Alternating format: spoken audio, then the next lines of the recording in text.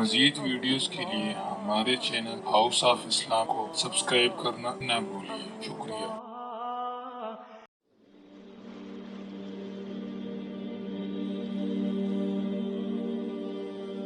حضرت ابوبکر کے بارے میں آتا ہے رضی اللہ تعالی عنہ، اس احساس کے تحت کہ ایک روز اللہ کے سامنے کھڑے ہونا ہے محاسبے کے لیے، ایک عجیب کیفیت میں کہا کرتے تھے کاش کہ میں درخت پر چہچہاتی ہوئی ایک چڑیا ہوتا جس سے کوئی محاسبہ نہیں ہے، حساب کتاب نہیں ہے، کاش کہ میں گھاس کا ایک تنکا ہوتا جس سے کوئی حساب کتاب نہیں ہے، وہ سوکھ جاتی ہے تو آگ میں جلا دی جاتی ہے، بات ختم ہو جاتی ہے، حساب کتاب نہیں۔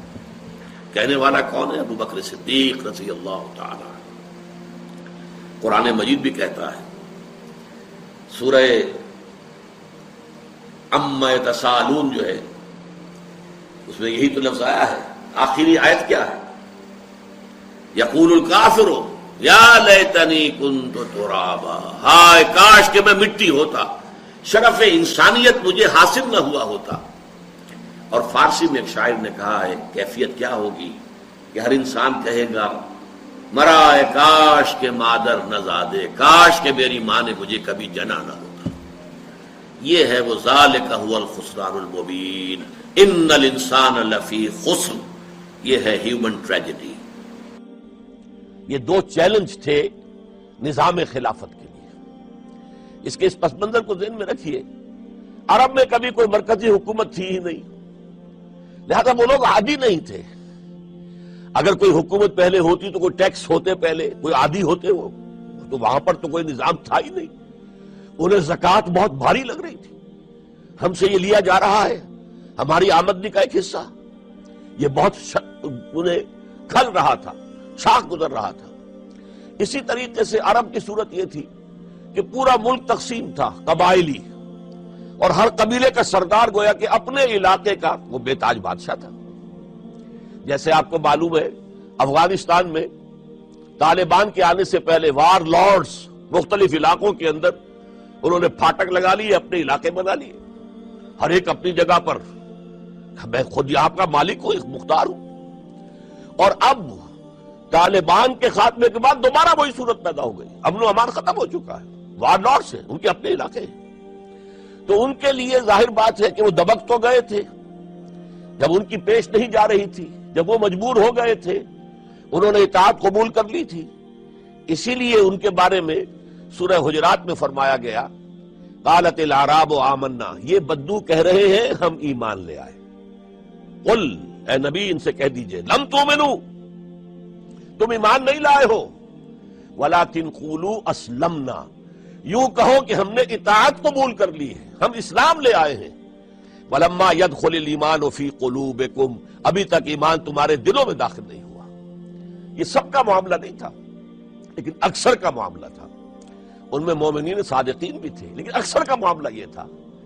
یہی وجہ ہے، دیکھیے جیسے قرآن مجید کی صورت نازل ہوئی تھی تکمیل انقلاب کے بعد، اذا جاء نصر اللہ والفتح ورأيت الناس يدخلون في دین اللہ افواجا، جب اللہ تعالیٰ کی نصرت اور مدد آ گئی اور فتح حاصل ہو گئی اور حضور کو اور صحابہ کو جزیرہ نما عرب کے اندر غلبہ حاصل ہو گیا، اب لوگ فوج در فوج آ رہے ہیں، اطاعت قبول کر رہے ہیں، دائرہ اسلام میں داخل ہو رہے ہیں۔ لیکن نوٹ کیجئے حضور کے انتقال کے بعد جو یہ دو کاؤنٹر ریولوشنری موومنٹس اٹھی، ایک جھوٹے مدعیان نبوت اور ایک منکرین زکوٰۃ، ان کے نتیجے میں تقریباً پورا عرب مرتد ہو گیا۔ یخرجون من دین اللہ افواجا، اب فوج در فوج وہ اللہ کے دین سے نکل گئے، یہاں تک کہ اسلام صرف ملک کے حجاز، تھوڑا سا علاقہ، اس کے بھی بڑے شہروں تک محدود رہ گیا۔ یہ خطرناک صورتحال تھی جس سے کہ حضرت ابوبکر صدیق رضی اللہ تعالیٰ عنہ کو سابقہ پیش آیا۔ وہ اگرچہ ایک بڑے نحیف الجسم، بڑے رقیق القلب انسان تھے، بہت رحیم اور شفیق، حضور کی شخصیت کا عکس کامل تھے۔ جیسے حضور کی طبیعت میں نرمی، رقت، شفقت، رحمت، ایسے ہی ان لیکن جب ذمہ داری کا بوجھ آیا ہے، چیلنج آیا ہے تاریخ کا، اس وقت معلوم ہوا کہ ان کی تو شخصیت آہنی ہے، بڑی قوی، بہت مضبوط، ان کا عزم، ان کی ہمت، ان کا استقلال، ان کا اللہ پر توکل۔ اس موقع پر میں آپ کو بتاتا ہوں، بہت سے لوگوں نے مشورہ دیا تھا کہ مصلحت کا تقاضا ہے کہ کئی محاذ نہ کھولیے بیک وقت، مسلمانوں کے دل پہلے ہی زخمی ہیں حضور کے انتقال کی وجہ سے۔ پھر حضور نے ایک جیش اسامہ تیار کیا تھا، ہم نے چاہا تھا کہ آپ اسے روک دیں، آپ نے کہا نہیں، جو لشکر حضور نے تیار کیا ابو بکر اسے نہیں روکے گا، وہ گیا۔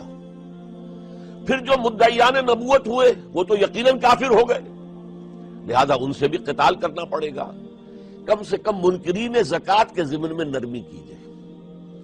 انہوں نے کفر نہیں کیا، کلمہ شہادت پڑھتے ہیں، نماز کا انکار نہیں کیا، زکوٰۃ کا بھی انکار نہیں کیا، یہ کہا کہ ہم آپ کو نہیں دیں گے، اپنی زکوٰۃ جمع کریں گے، اپنے ہی غریبوں میں تقسیم کر دیں گے۔ لیکن حضرت ابو بکر اور یہاں تک کہ حضرت عمر نے مشورہ دیا کہ مصلحت کا تقاضا ہے کہ مانعین زکوٰۃ کے ساتھ نرمی کی جائے۔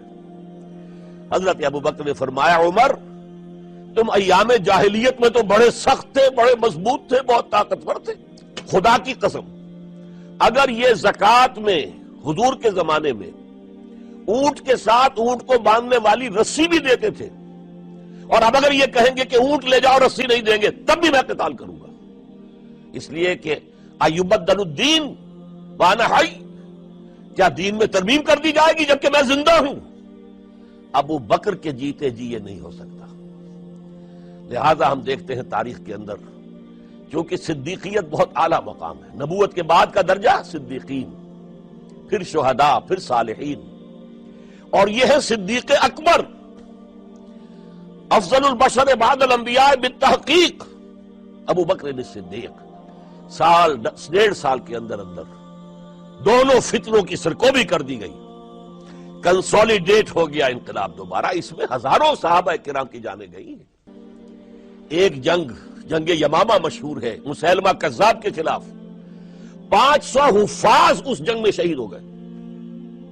تشویش ہو گئی کہ اگر حفاظ جو ہے اس طرح شہید ہو گئے تو کہیں قرآن گم نہ ہو جائے، ضائع نہ ہو جائے، کتابی شکل میں تو تھا ہی نہیں، وہ تو سینوں میں محفوظ تھا۔ اس لیے تجویز پیش کی گئی کہ اب اسے کتابی شکل میں، جیسے کتاب 2 جلد کے گتوں کے مابین ہوتی ہے، مابین دفتین مرتب کر دیا جائے، تب یہ کام کیا گیا۔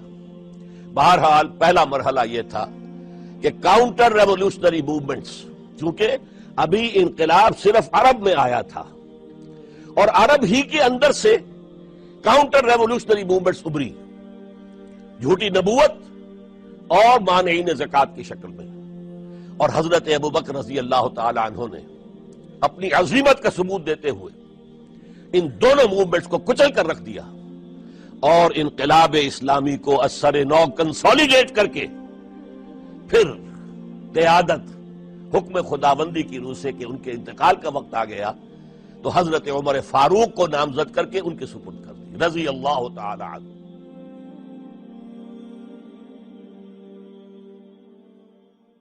مزید ویڈیوز کے لیے ہمارے چینل ہاؤس آف اسلام کو سبسکرائب کرنا نہ بھولیے۔ شکریہ۔